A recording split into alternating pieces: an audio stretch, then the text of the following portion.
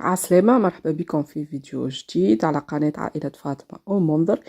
كما تشوفوا الفيديو متاعنا قصير وماهوش مختص بالطبخ.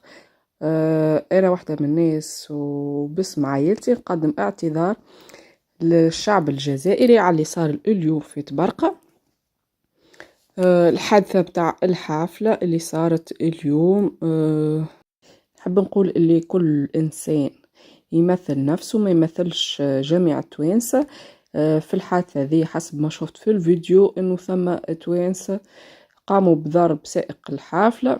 لما حالة اذوما ما همش التوانسة بالنسبة لي انا وما يمثلوش تونس، واحنا شعب واحد نورمالمون ما تصيرش حاجات كيف هكا، واحنا خوات بطبيعة في الدم وفي الله.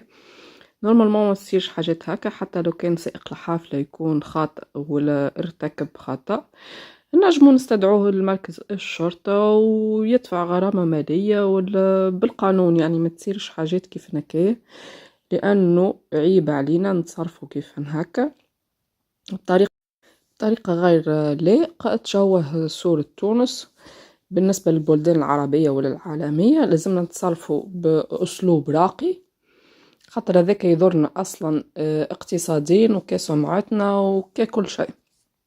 ان شاء الله العباد تتفاهم وتحاول تنقص من التصرفات هذيا وتتحكم في تصرفاتها، وكل واحد مسؤول على الافعال اللي يعملها.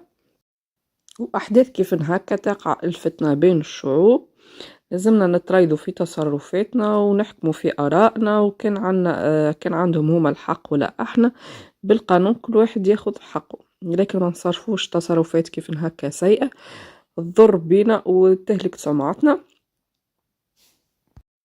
ان شاء الله ما تقعش مشاكل اخرى كيف هكا في المستقبل، وربي يحسن العاقبة وربي يهدينا جميعا باش نتصرفوا بطريقة حكيمة وبطريقة متريضة في المواقف كيف هكا، وما تكونش اي كلمة تخلق عليها مشكلة كبيرة بين زوز بلدان اشقاء.